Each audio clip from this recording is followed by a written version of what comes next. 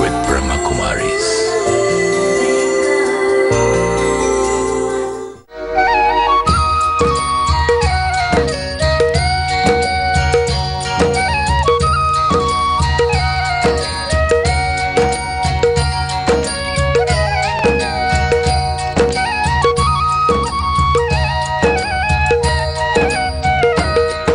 हसरत है हमारी बाबा कर दो वो पूरी आके मिल जाओ प्यारे बाबा हम बच्चों से आके मिल जाओ प्यारे बाबा हम बच्चों से आके हसरत है हमारी बाबा कर दो वो पूरी आके मिल जाओ प्यारे बाबा हम बच्चों से आके मिल जाओ प्यारे बाबा हम बच्चों से आके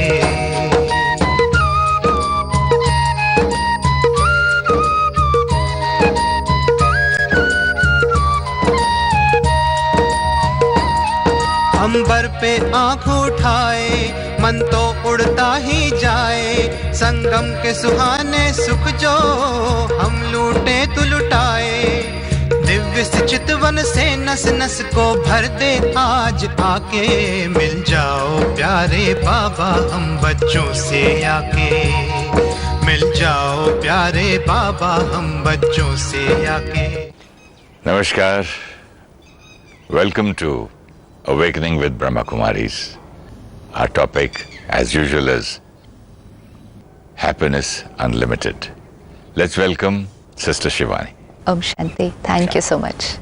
Sister, we've been talking about humility, children, relationship, and I've been getting some beautiful things. Your humility makes you a learner in every situation. I'll just read one more line. When humility is lacking, ego comes, which doesn't let you learn from all the situations and people. Exactly what you've been speaking. It's very beautiful. Every line you could just think about it for hours. And this is what, now early in the morning, instead of filling yourself with this accident, that crash, that violence, just fill yourself with something like this and see everything change. Just keep on using it and then see how it works. It's not going to come out 100% into my behavior today, but I use it, I see where's the obstacle, I see where I'm getting stuck, I see where's the benefit. Humility helps me to become a learner. What does this mean? I'll say, no, I'm always ready to learn. The minute I stop myself like this, I'm already not learning first inside. I'll say, understood, but I'm always ready. All my life I've been learning only. Yeah, I'm ready to learn. Till today. Yeah. And yet, the minute someone says something to me, I react, which is a sign which says, I was right. That means I have nothing to learn. I have nothing to learn. I was absolutely right. I am ready to learn means I was right till now, but I have lots to do more. It doesn't mean I was wrong, but I was right up to now and up to my capacity. And I have the potential to enhance that. Someone says, you're very hot-tempered. It doesn't mean I'm very hot-tempered. It just means I was working on myself. I've reached till here, but I have the capacity to go there. But if I say, absolutely not, this is just the way I talk. It's my natural way. Yeah, I'm not angry. My voice is like this. Yeah, that means stop. Full stop.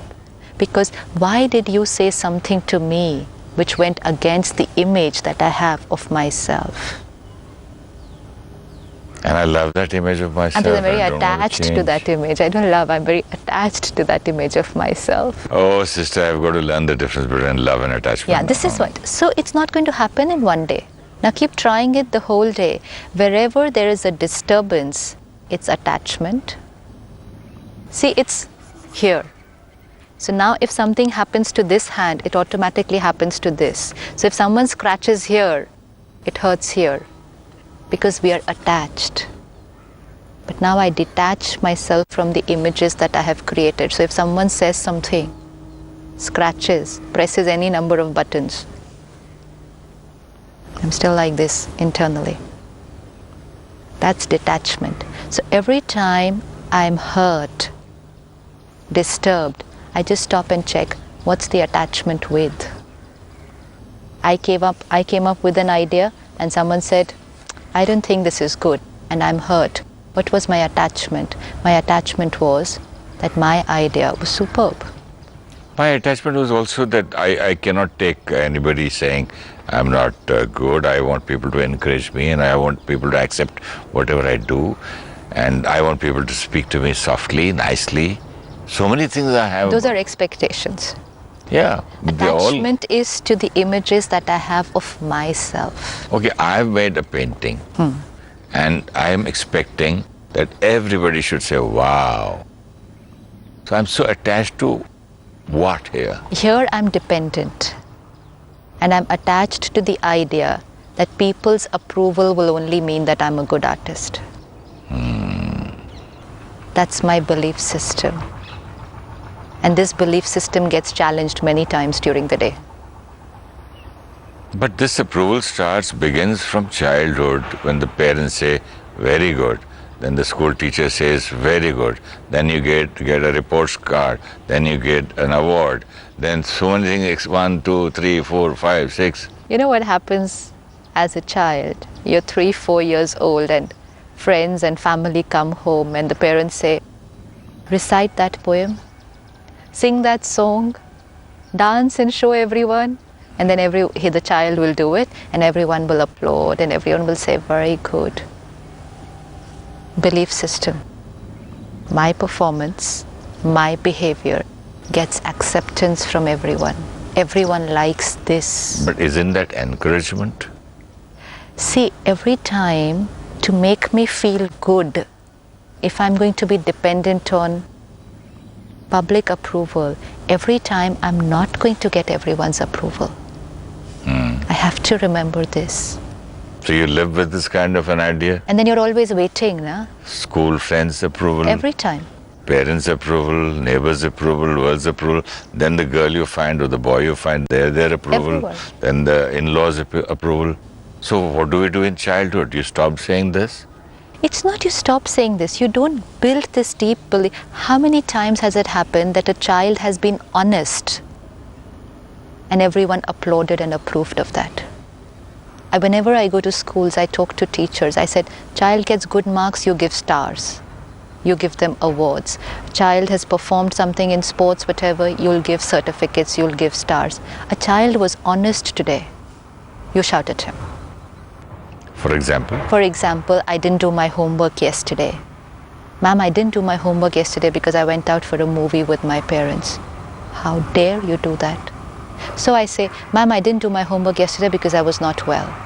Oh, what is the belief system that I've just put into the child? Speak a lie. Speak honest, you're going to get a shouting.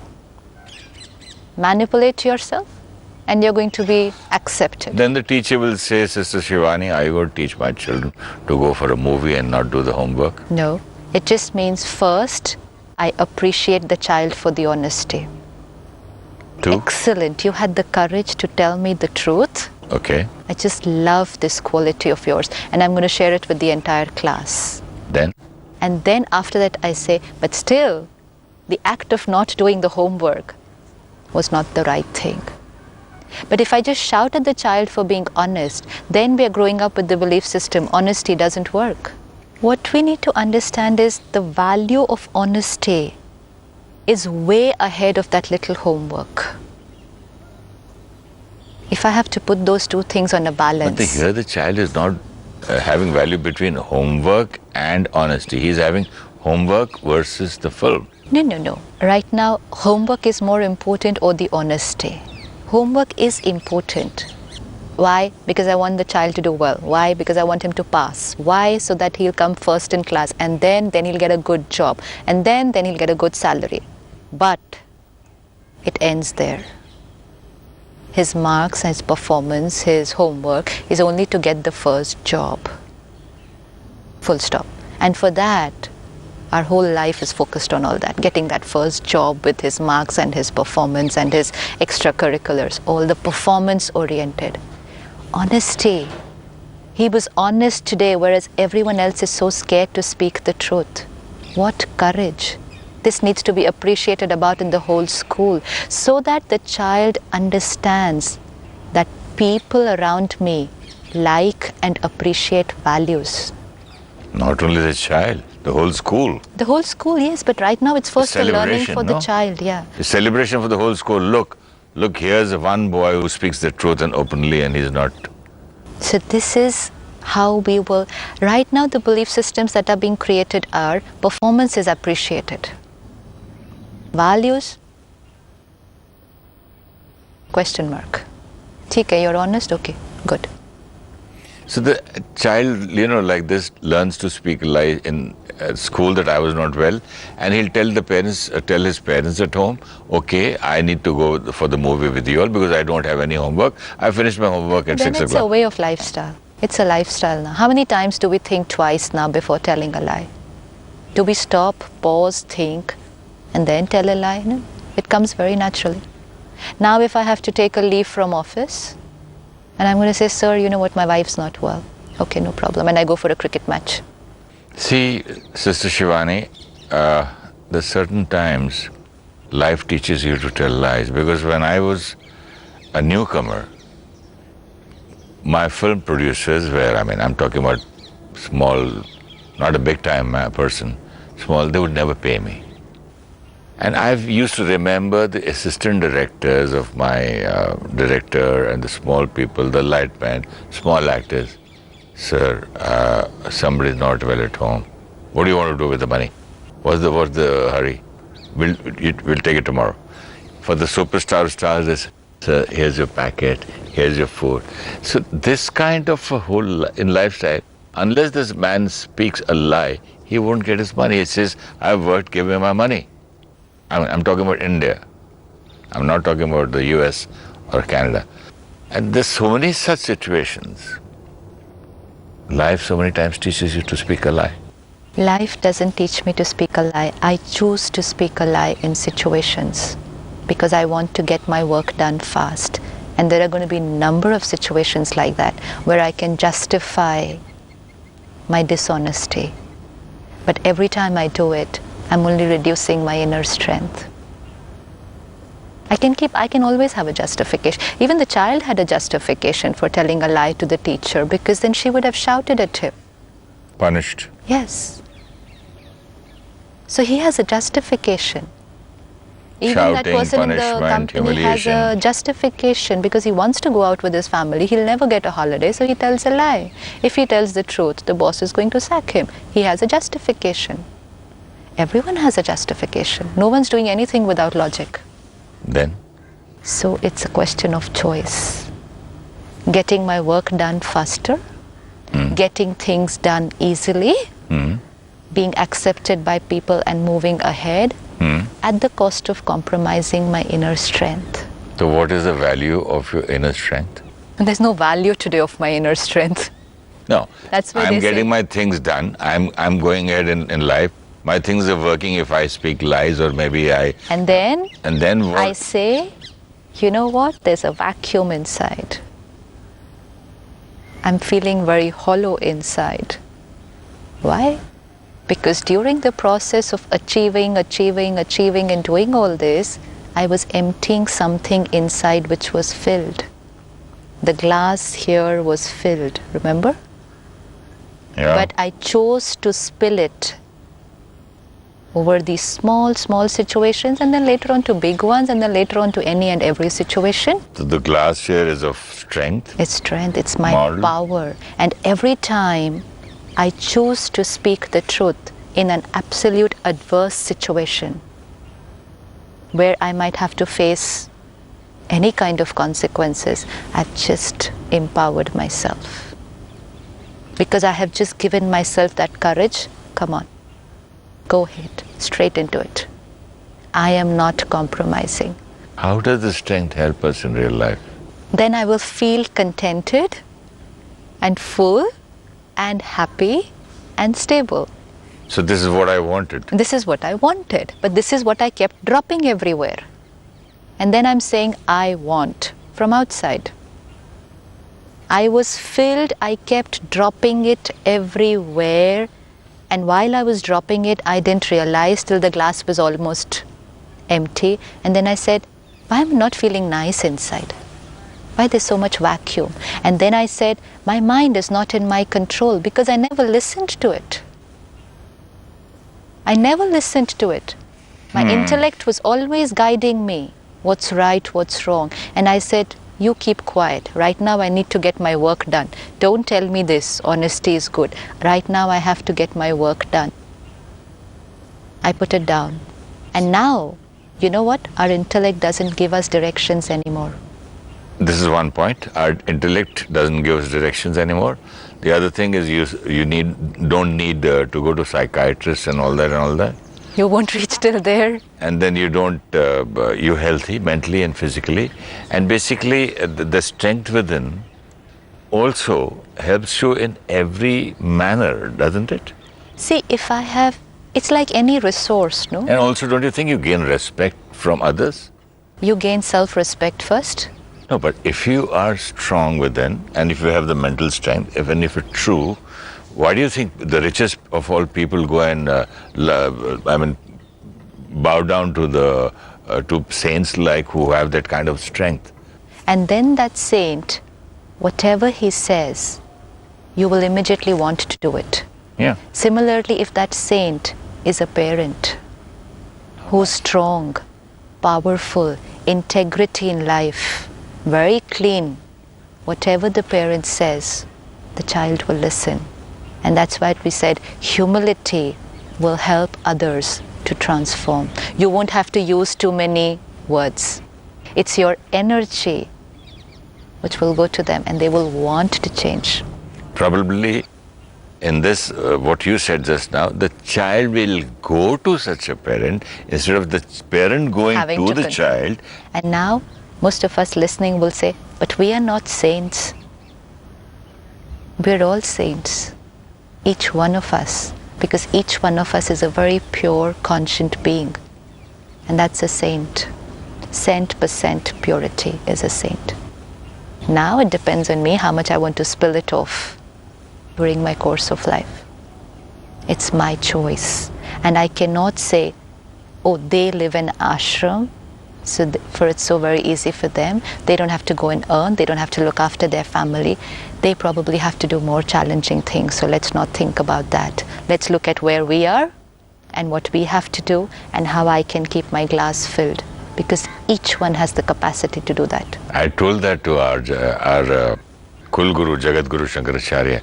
I said, Guruji, what is your work? You are sitting in this place and aram se and having fun. We look at me, my children, my family, my relatives, my business, so this income tax, this tax and that. He said, Suresh, you have one family, one son, one daughter, and I have thousands of them. Right now we are here in the retreat center in Delhi. There are about 200 brothers and sisters who live here. Young boys and girls, between 20 and 40. Somebody could be studied up to 5th standard, someone would be a PhD. Someone's coming from southern India, someone's coming from USA. Each coming from a different family. Each one a different personality, a different set of sanskars. And then they come together in one place, one family, together, no hierarchy, equal. And then they're together 24/7, 365 days of the year. It's not 8 hours at work and then 8 hours at home. They're just here within one campus. Oof. And this is the retreat center. If you come to Mount Abu, there are 2,000 like that. How easy is it? It's impossible. It's happening practically. And they're working. It's not that they're just sitting and doing meditation the whole day. That's only half an hour in the morning. Every day is a new program. Every week is a new conference. Every week there are thousands of guests coming, going, taking care of everyone. 10,000, 20,000 people coming together at one time. This team of 2,000 people, like a family, is hosting everyone. They have lots of work to do. And what about Dadi Janki? And then the Dadis? She's taking care of hundreds of thousands, maybe 9 lakhs people. 8,500 centers. 8,500 centers in 130 countries. 15,000 surrendered sisters. If you have one daughter today at home, it's a challenge.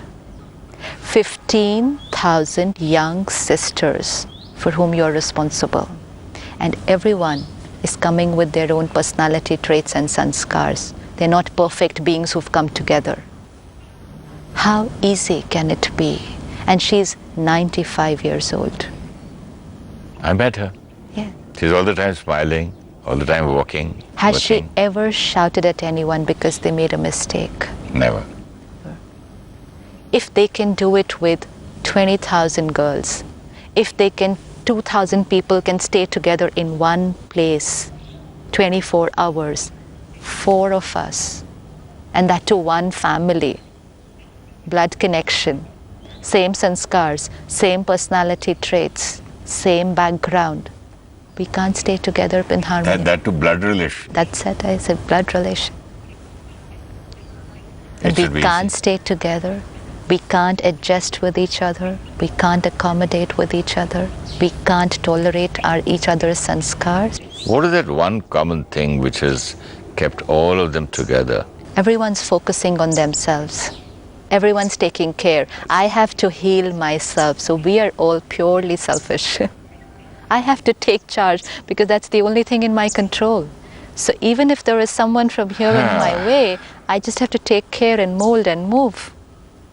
That's all. So But if that I get stuck and say, why are you doing this? Why are you here? We are stuck. Yeah, this beautiful answer you gave me. Because we always take care of, think about others.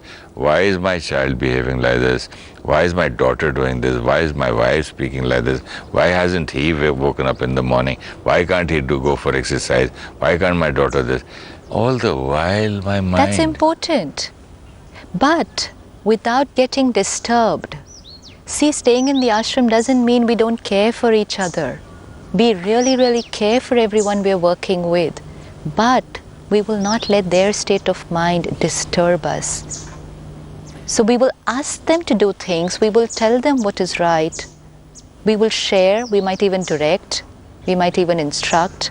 But without getting disturbed. That is what it means, first taking care of yourself. Humility makes you a learner in every situation. So this must be happening with Brahmakumaris all around. Absolutely. When you face any criticism from someone, see what you can learn from it instead of feeling bad about it. Even things that go wrong have something to teach for the ones who are willing to learn. Very beautiful. Just need to take one line and experiment with it the entire day. That's what I'm so happy to read all this, and it's coming so, it's so close to what we speak. But just to be humble, I just have to take care that I'm going to be a detached observer the whole day. You know, it's like, why do people go to a counselor? A counselor knows nothing about our family. Counselor knows nothing about the problem. The only benefit that you get by going to a counselor is a detached observer. So he's able to see the problem in the right perspective because he's detached. So there's no pain. He sees the problem in the right perspective, and whatever he says comes with the right energy. Even if one person in the family learns this art of becoming a detached observer, he's able to see everything and everyone's part in the family as a detached observer. It will change the way the house works. Correct me if I'm wrong. I have sometimes realized that when I speak to a detached observer, my answers so many times come from within me only. Am I wrong here? Because the mind is silent, na? There's something known as intuition, the inner. It's intuition, the tutor which is sitting inside. Now this intuition, this inner nice voice. word. Intuition. The tutor who's giving you tuition from within. Inside, provided you're ready to listen to him. We are looking for tutors outside. What do you think I should do? What do you think I should say? You tell me what should be my decision. We want counseling from everyone outside. The tutor is sitting inside and he'll give the perfect answer. because only that tutor knows what's right for me. But to listen to that tutor, this top conscious layer of the mind will have to keep quiet. Then the tutor will speak. But if this top conscious mind is turbulent, angry, agitated, worried, tutor cannot say anything. If he's saying, I'm not listening. Let's have a meditation, sister, on not being worried, angry, and being stable, and listening to the inner teacher, the intuition who's giving us tuition. And it was wonderful. Thank you so much. Let's just sit back and watch our thoughts. No force, no pressure. Just watch them. And as we watch them, they will slow down, because we're just becoming aware. We've just focused our attention on them. Any thought that comes right now, just let it go. I'm silencing my conscious mind, slowing it down, softening it like a little child.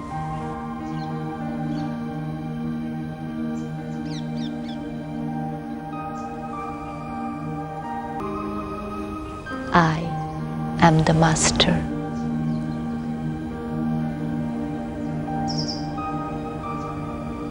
I am in control,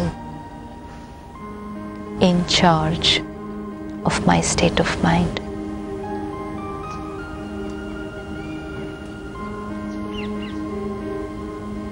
And from here, in control of myself, detached from any acquired identity, any other image, I watch the scenes of the drama. I am the actor on the stage. But even though I'm acting on the stage, I go and sit as an audience watching the drama. The audience, a detached observer. And now look at everyone's role and everyone's act in the true perspective.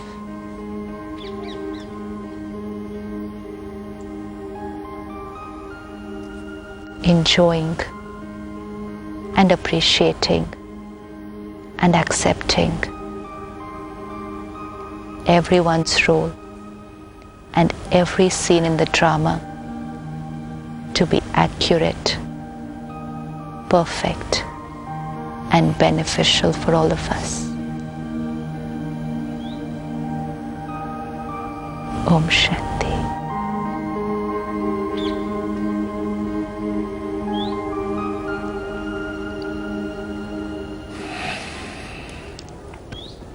Om Shanti.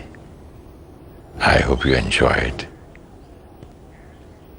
And I hope we all today listen to the teacher within, the intuition, the tutor inside us. Have a wonderful day.